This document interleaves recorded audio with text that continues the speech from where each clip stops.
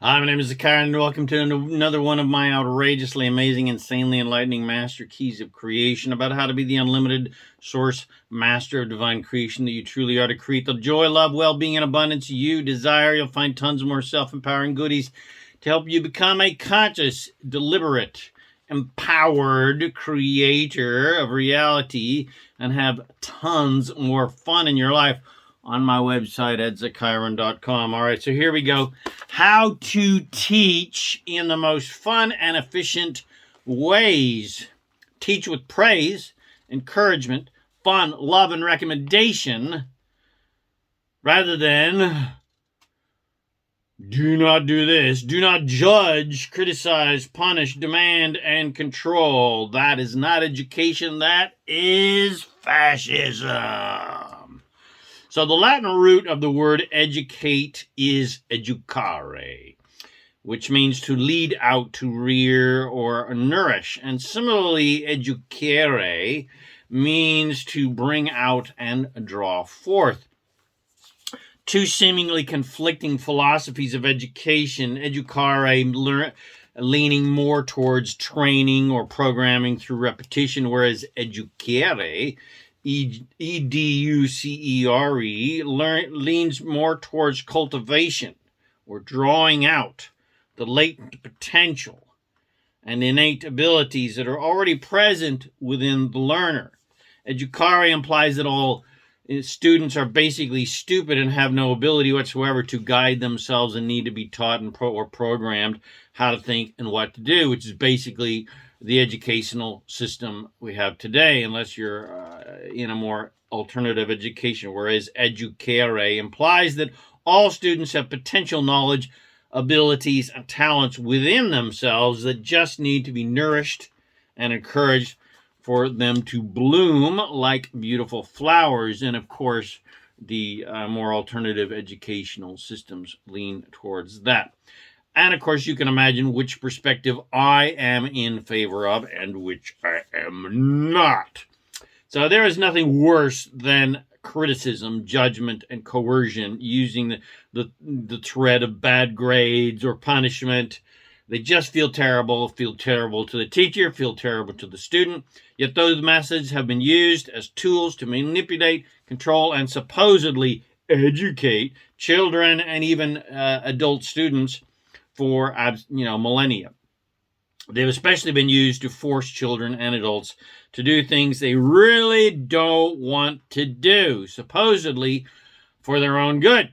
Of course, this same pattern of control through judgment, fear of punishment, and being fired is extended into adult life in the workplace to force workers to do things that they really don't want to do. But teaching, in quotation marks, by controlling behavior using criticism, judgment, demands, and fear of punishment is not only a barbaric and inhumane way to try and educate children and of course adults, it is also inefficient, no fun, and ultimately creates fear-oriented adults and criminals who just want to resist authority figures that were telling them how to think and what to do and trying to take away their freedoms, and who just want to resist being programmed, who ultimately want their own freedom to think, believe, and do as they please. Hence why I was always getting in trouble, because I was always resisting authority as a student, as a child, and even later as a young adult. Because life is about freedom. And of course, we are all free. Teaching and controlling with fear is a great way to create a subservient peasant workforce who also are willing to risk their lives and throw their lives away as soldiers in aristocratic wars, but it does not create empowered, happy, and prosperous people, because an empowered person is one who is happy to do the job or the work assigned to them.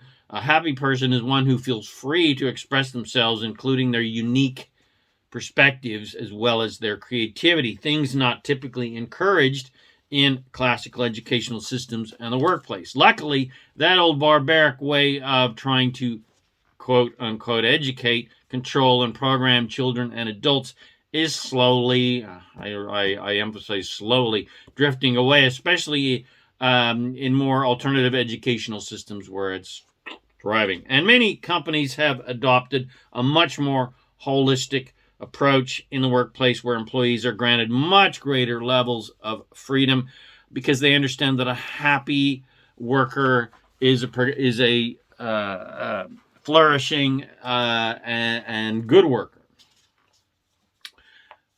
And those companies are seeing the benefits of this financially because people actually want to do the work that they're assigned because they're working in a more uplifting, more creative rather than oppressive environment. And so there are less people taking sick leaves when they're not actually sick.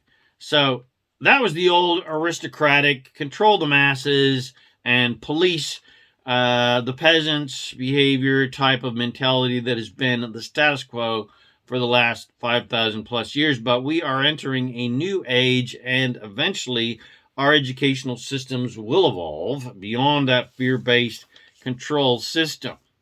So how will we educate our children and adults in the future? Well, it will be done exactly how dogs are trained. Yes, that's correct. In today's enlightened age, with praise and reward rather than punishment. It's much more efficient to train your dog with treats than bashing it on the head with a newspaper. So basically, the animal educational system has evolved faster than the human educational system. Our dog trainers and animal trainers far surpass the human educational system. It evolved quicker because it became obvious to animal trainers that it was a lot more efficient and a lot more fun and nice for the trainer as well as the animal and creates happy, obedient, happy to please animals using reward, support, encouragement, and love rather than training using fear, aggression, and punishment. The ultimate holistic, supportive, loving, empowering way to educate is with praise, encouragement, love, reward, and recommendation, not judgment and criticism and demands and control and fear of punishment, or simply put, the same as creating anything you desire. You emphasize the positive, wanted behavior and de-emphasize the negative, unwanted behavior. And of course, I didn't talk about it, but we can apply this to the prison systems as well. Prison systems are an absolute failure because all we do is punish. And then, of course, all the prisoners just want to say, fuck you. I want to do what I want, because that's what we all want. We all want to do what we want. We want to be free. So really, the best way to do anything is you praise and reward positive, wanted behavior and completely disregard negative, unwanted behavior. You do not punish bad behavior. You instead give it no energy and no focus and no attention at all. That's how we will educate, and that's how our prison systems will be in the future. Which, of course, is difficult because negative, unwanted behavior is so in your face and demanding your attention. Hence why we throw prisoners in prisons. We just want to get them out of our fucking faces. But nevertheless, that is the work. That is the holistic, empowering, creative path of mastery. That is the more holistic way of empowering others. A holistic teacher also never makes demands, only recommendations. If you were to say something, I recommend that you do this if you want to. If you want to learn about this. If you want to learn about this subject, well, then I recommend reading that or studying that. But if it does not interest you, well, then you, of course, have the complete freedom to completely disregard my recommendation and do something else that does interest you. This is the approach of the Sudbury schools in the United States, a holistic approach that will eventually be the norm when society has evolved considerably further, while children are not forced to do anything that they don't want to do. If a student just wants to go fishing every day or play video games all day, they are allowed to do that. And when a student expresses an interest, finally, in mathematics or music or science, etc., then they are taught those subjects. But if they don't express an interest in a certain subject, well, then nothing is forced upon them. Freedom of expression and freedom of interest is encouraged rather than oppressed and discouraged like the educational system of the barbaric age, which we tend to still be in. But until all children are in Sudbury schools and similar kind of schools, the best approach is, as the classic Bing Crosby song goes, you got to accentuate the positive, eliminate the negative, latch on to the affirmative, and don't mess with Mr. In Between. You got to spread joy up to the maximum, bring gloom down to the minimum, otherwise pandemonium. And of course, that's what we have had on planet Earth, panda-fucking-monium for millennia, because we're punishing our children and punishing our adults and punishing each other rather than nurturing and loving and encouraging each other. And this classic Bing Crosby song from 1945, at the very end of World War II, could not be more poignant or more on the money about not only how to educate, but how to create anything you desire.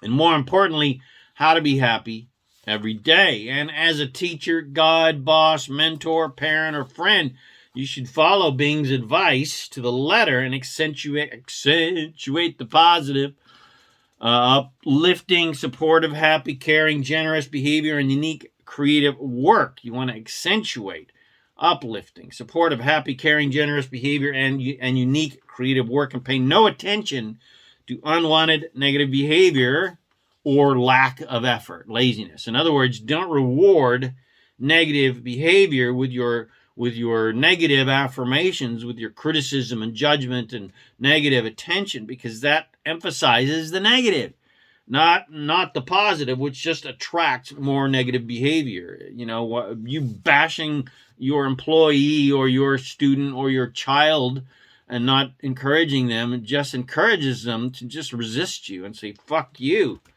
If you criticize, judge, and punish shoddy work and bad behavior, you're energetically, based on the law of attraction, supporting that negative behavior. You're giving unwanted behavior your attention and focus, which only creates and attracts more negative behavior. Where you should instead only give positive, wanted behavior your attention and your focus. So simply, as a teacher, you should praise good behavior and good work and pay no attention to bad behavior or bad work.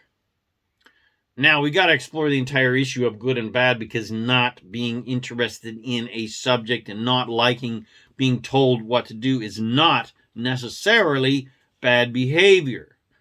Calling it bad behavior is just pure subjective judgment.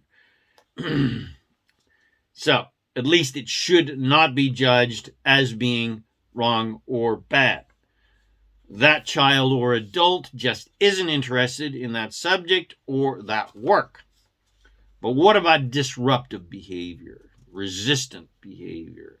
Well, first of all, it's your job as the teacher, guide, or boss or mentor to not create situations.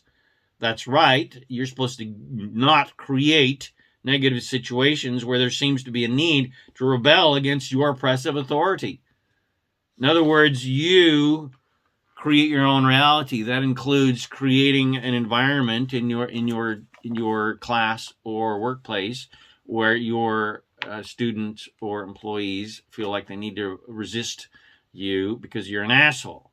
My number one desire and pursuit in life has always been freedom. So naturally, as a child, teenager, and young adult, I rebelled against any teacher, parent, clergy, politician, or any other so-called authority figure who believed that they had the right and the authority to tell me how to think, believe, and act.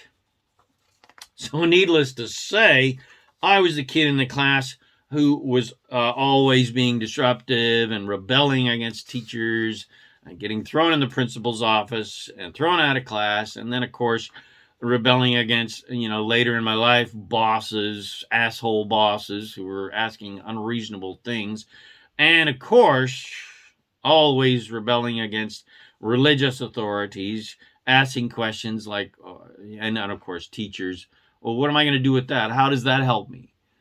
How can that be true, etc.? And of course, unfortunately, rebelling against police, because all of these supposed authorities were always telling me how to think, how to believe, and how to act. And of course, I wanted the freedom to think, believe, and act as I please, because that is our natural state of being. The purpose of life is joy, and the basis of life is freedom, and we are free to create and be and do whatever we want. And future educational systems like the Sudbury approach will encourage freedom, not try to oppress and repress at all. It won't repress and repress freedom, especially, and creativity. Freedom of expression, thought, belief, perception, and action will be encouraged, not discouraged. So, how can we teach God and support children and adults in positive, uplifting ways now? Not waiting till the future when people have evolved. How can we do it now? For instance, what inspired this vodcast was a person I occasionally have to interact with in a certain situation. I won't, anyway. And she is someone who is not currently, in quote an official authority position, but has previously been a teacher in various capacities, including, training children and so forth. But her approach is classically old school, judgy, criticize, to manipulate behavior. Her approach is very fear-based and aggressive. She justifies her aggressive, judgmental behavior as being safety-oriented to protect students from harm. And she assumes a very arrogant position that because of my experience as a teacher, well, you should automatically respect and honor my authority and do what I say. And the same pattern most old school teachers, bosses, clergy, politicians, and etc. assume. They demand respect even though they have not earned it or deserve it. At least not in your eyes, because you don't know them and don't know their experience. And because of their aggressive, authoritarian approach, your natural reaction, like me, would be to resist and reject their demands and criticisms and judgments and their orders and supposed authority, because they have not proved to you that they deserve it. And of course, their approach is not uplifting and not joyful in nature. If someone makes an educated, wise recommendation to me, I am open to hearing and applying that recommendation because it was given to me in a nice, supportive, non-judgmental, non-fear-based, non-arrogantly expressed way. But if you bark orders at me like you are an army sergeant and your demands are full of judgment, that if I don't follow your orders, I'm an absolute idiot and will experience your wrath or general danger, or some sort of cataclysm, which is just generally fear-based oriented. If your words are said with, wisdom and loving support for my well-being and not words full of criticism and fear, well, then I'm going to listen and consider your advice. Otherwise, I am not. The key factor is fear. I don't resonate well with fear. In fact, none of us do.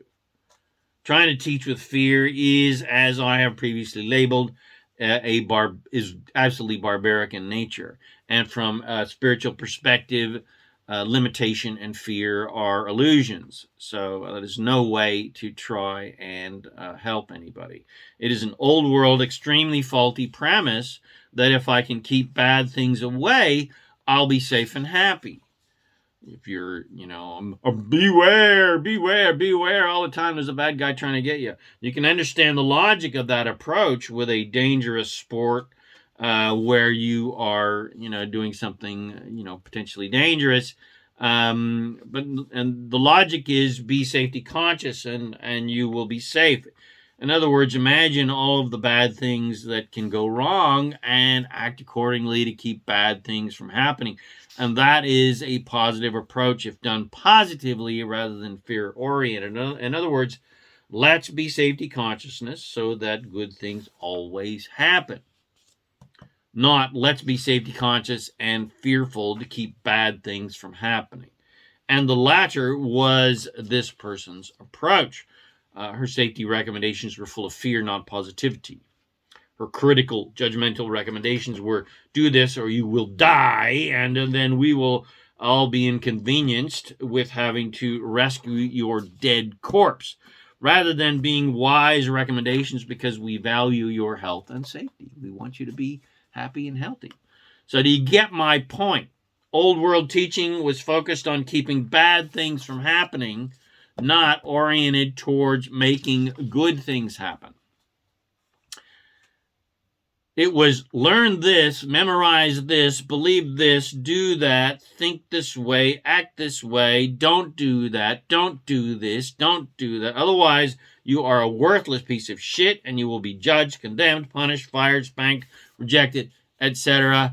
And we will cast you out of the cave to be eaten by the saber-toothed tigers. Not learn this, and it may help you and your life in this way and help you to be happy. Think and act this way, and you'll be happy, healthy, and prosperous.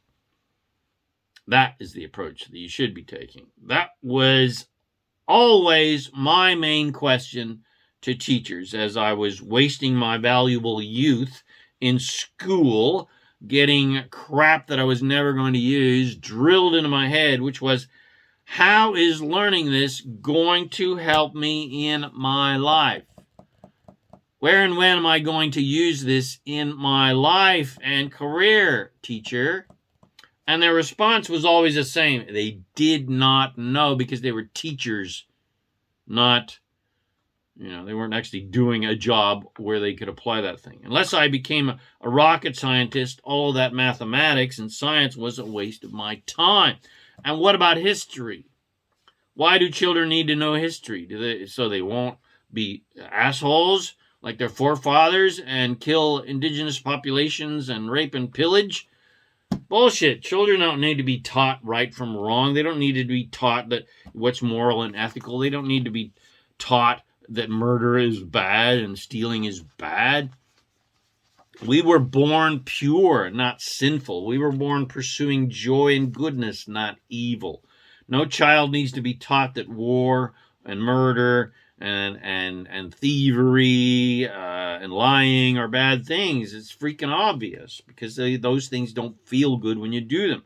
Children are not idiots. They all were born being able to discern the difference between what feels good and what feels bad, which is our emotional guidance system, and how doing good things feels good and doing bad things feels bad. And of course, we should be encouraging children how to follow that emotional guidance system rather than drilling into them heads things like commandments and laws that if they do this, if they do this or don't do that, they're going to get thrown in prison. Unless someone is trying to usurp your freedom with fear-based demands and punishment, then it feels good to resist that authority and do bad things. Because anytime somebody is oppressing you, you feel helpless and powerless. You feel like a victim, so you want to resist them and control them and fight them and kill them. Because it feels more empowered to think that way and act that way. But that's only because resistance and defiance feels better than feeling disempowered and helpless to create your own freedom. And freedom is our next master key in this dissertation on education and guidance. The best way to teach is with freedom, not oppression and control. Oppression and control only creates disempowered slaves, criminals, and silently defiant peasants who are only doing what they are told because it's the path of least pain and punishment, and are secretly aching to cut the heads off of the aristocracy. But when you teach with freedom, you raise self-empowered, happy, creative, inspired children who become happy and empowered adults. And the bonus is your students actually love, honor, and respect you, rather than them hating you and wanting to remove your head in the guillotine that they make in shop class because you're a judgmental, disempowering asshole. Now, I know what the teachers are saying. Hey, ZaKaiRan, I've got, what do I do? I've got 30 unruly, wild kids in my class that I've got to try and keep under control. Now, I did not say that your job was going to be easy. I wouldn't want to be a teacher of 30 kids. And of course, you are in a very frustrating position, especially because normal society would not agree with my, quote, empower the children with freedom approach, unquote. And you would probably lose your job for trying. And you probably won't have the freedom as a teacher to go 100% Sudbury and just encourage positive behavior and disregard negative behavior. But for sure, right now you can practice general positive influence where you reward positive behavior, but you do not punish negative behavior. You don't pay any attention to it whatsoever. It will not be easy to pay zero attention to shoddy work and unruly behavior and laziness and resistant behavior and only pay attention to positive behavior. But nevertheless, that is the master work and will ultimately pay off in immense quantities. And the more you do this, the more ruly your class will become, the more happy your class will become, and the less unruly it will become. And children will actually want to learn because they're having fun. That is the key ingredient. Children are not having fun in school, so they just want to say, fuck you, I want to do what I want. Because just like dogs, we want to please our teachers, and we want to be happy. We want to please other people because we want other people to be happy. Not at the expense of our own freedom and happiness. We don't want to have to do shit we don't want to do to make other people happy. The point here is it is not children and students' jobs to act in certain ways to make their parents and teachers and school boards happy. And similarly, later in life, it is not adults' jobs to act in certain ways to make lovers and parents and siblings and family and children and teachers and bosses and governments and clergy, etc. happy. This is something children understand before it is beaten out of them. That it is not their job to please their parents, siblings, family, friends, teachers, clergy, etc. It is their job in life to please themselves and have as much fun as possible. That's why it appears that children believe that the entire universe revolves around them. That's because they are right. It does. We all create our own universes. We are all creating our own realities, and the entire universe revolves around each one of us. So it is their job in life to have as much fun as possible, and they know that, and adults forget that. They have forgotten that it's also their job to have as much fun as possible. But this divinely selfish orientation of pleasing themselves is soon beaten out of them by their parents, siblings, teachers, lovers, bosses, etc. It soon becomes the path of least resistance then to try and be good and follow the rules and do what you're told to please others rather than one's own self. Not because you want to, not because it makes you happy, but because you just don't want to be punished.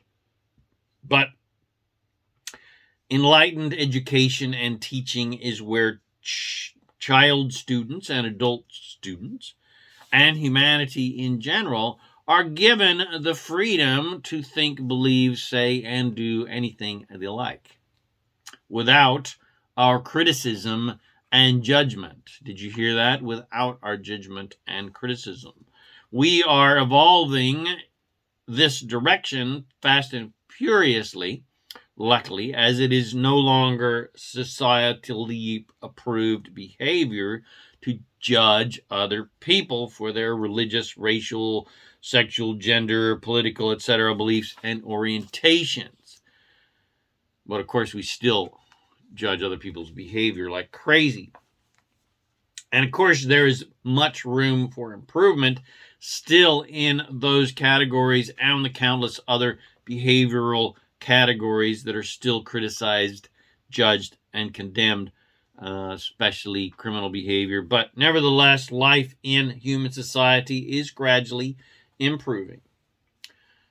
But there is no time to wait for society to catch up and get their asses in gear. If you wait for society to change so that you can be happy, you're putting yourself in an extremely disempowering and frustrating position. A more empowering position to put yourself into is where you create what you want regardless of what society is doing. And you make yourself happy regardless of what shenanigans humanity gets up to that could frustrate the crap out of you. In other words, don't watch the news. And as a teacher, guide, mentor, or master, your happiness must be independent of what your students are doing or not doing. You got to get to a place where you care about your students' happiness and well-being, but you don't care if they follow your advice or do the assignments or apply themselves personally or not, because that is up to them, not you. You don't have any control over other people's behavior. Contrary to what society believes, they have no ability to control other people's behavior. They try as they might. Of course, that's what they try to do in the educational system and the workforce, etc., and government systems and religions. They try to control behavior, but of course, you really, really ultimately can't. You do not have any creative control over any other person, which includes, in this example, whether or not someone learns anything or not. That's up to them. Because contrary to old school control and punish-oriented educational systems, which implies that parents and teachers actually have control over their children's education, well, that is 100% a lie, because you cannot impose education upon anyone. No matter what punishment you impose upon them for not studying and applying themselves, it's really still up to the child whether they want to learn or not.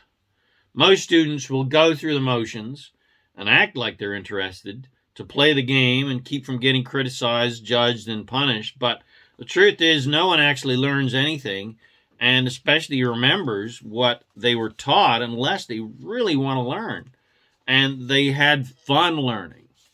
I emphasize had fun learning. If something is not fun, we immediately want to forget that crappy experience.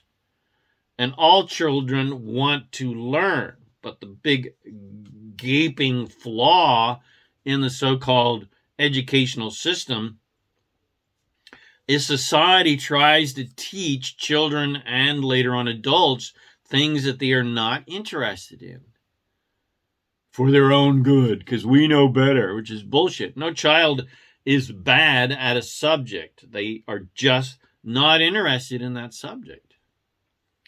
And similarly, no adult is bad at a job or whatever the subject matter is. They're just not interested in that subject. Just not interested in that job. And forcing a child or an adult to learn or do something that they're not interested in and does not bring them joy is the same as enslaving a person to work in your cotton fields.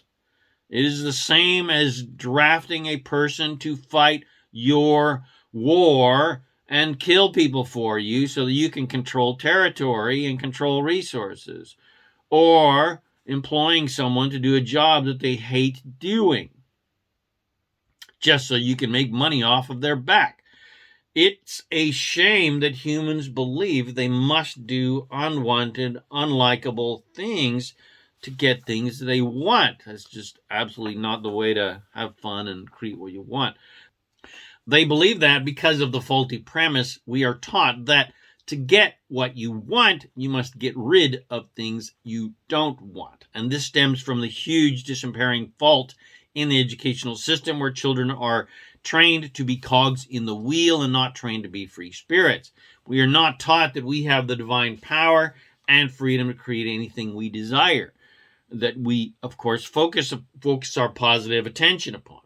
We are not taught to pursue creative endeavors. Instead, we are taught to pursue employment in fields that are stable and guarantee a steady income, but do not necessarily guarantee any level of happiness and freedom. I have always been basically unemployable because I don't like anyone telling me what to do. And I value my freedom and creativity above all things. So I have always worked for myself and pursued more alternative self-employment, financial endeavors, and alternative businesses. I've always chosen happiness and freedom over a paycheck. But that does not mean that you can't have happiness and freedom with a steady paycheck. The point is, and it is the point I am always making, the optimal way to live, to be happy, healthy, prosperous, and fulfilled is get happy to attract happy things that match your happiness. And of course, that's what we should be encouraging our students and everyone to live, be, and do. It is not, contrary to what humanity believes, that when I get happy things, then I will be happy. That just leads to greed. The former is the pathway, the former being get happy to attract happy things, is the pathway to 100% self-empowerment and happiness and fulfillment. And of course, abundance and getting whatever you want, but mostly being happy all the time. And the latter of when I get happy things, then I'll be happy, is the road to 100% disempowerment, which is the road that most humans are on. They are conditional livers, conditional lovers. They live their lives based on conditions, reacting to conditions, rather than creating internal conditions that attract and create good external conditions. A more empowered approach is get happy to attract happy, pleasing relationships and happy situations, such as pleasing jobs and businesses, etc., that are inspiring, creative, and supportive, and give me the freedom I desire. It is not empowering to settle for doing jobs and businesses that I don't like in order so that I can buy things that I do like so that I can be happy. That's when humans do unhappy jobs so that they can buy happy things and buy happy lives. But the major fault in that premise is you can't buy happiness. We've heard it a million times in a million songs. If you need things to make you happy, well, then you become greedy because you then always need more things and new things, like a junkie addicted to getting more shiny things to make you happy. And of course, the biggest fault in that focus is if you can't get more happy things, then you are unhappy. And being unhappy does not help you attract happy things. It only attracts more unhappy things. Point is, you can't get a happy result from an unhappy journey. And that is why happiness, well-being, prosperity, fulfillment, and freedom eludes most of humanity, because they are living lives backwards by trying to buy happy things and happy lives and happy relationships and happy jobs, businesses, and situations. So, I think I have banged my drum long enough for you to hopefully have gotten the point of how to teach others, and ultimately how to teach yourself how to be self-empowered and be happy, conscious creators of joy, well-being, and abundance, which is your goal as a teacher, as well as your goal for your own life, which is to focus on what you want and pay no attention to what you don't want. So in regards to your students, lovers, friends, parents, coworkers, bosses, etc., you got to do the same thing. You got to focus on the positive behavior of those people. And focus on the likable behavior of people you like, and pay no attention to the behavior that you don't like. You got to teach and live using praise and encouragement and recommendation and positive, uplifting support and generosity and unconditional love, with a complete lack of judgment. Because first off, it will make you happy and empowered, but it will positively influence others to also be happy and empowered. Never, ever, ever, ever, ever criticize and judge anyone's behavior as wrong, bad, or evil, no matter how horrendous their actions may seem to be. Do not try and control anyone with the fear and wrath of your criticism and judgment and your rejection and dishonor and disapproval, or your threats of punishment or your actual punishment. Never, ever, ever, ever. Never, ever demand that anyone does anything for you or anyone else to make you happy.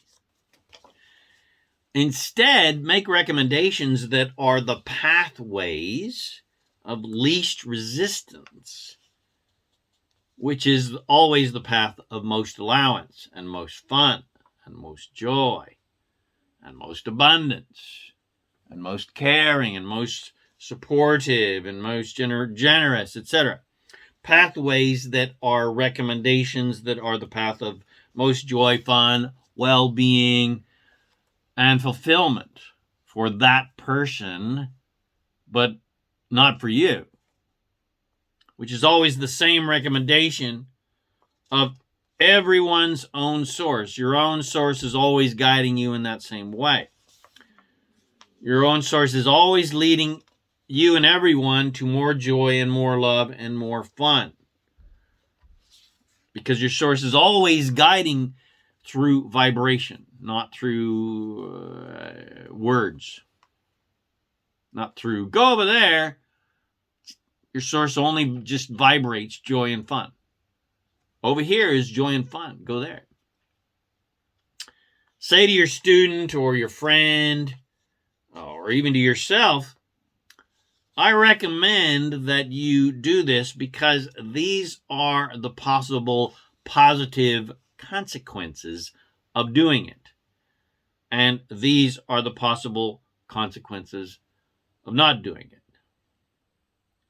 But either way that you decide, well, my general recommendation is always go down the path of most fun and most joy.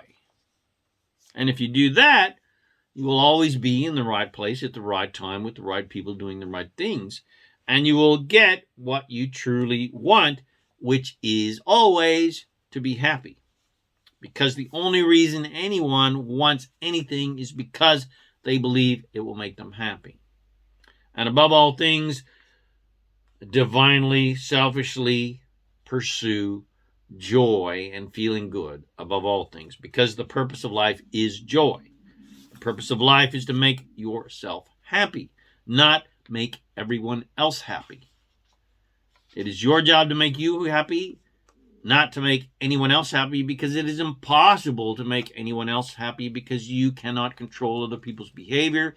It is not your job to control other people's behavior. It is impossible to control other people's behavior because there is no such thing as assertion. There is only the law of attraction, and only you can create your own reality.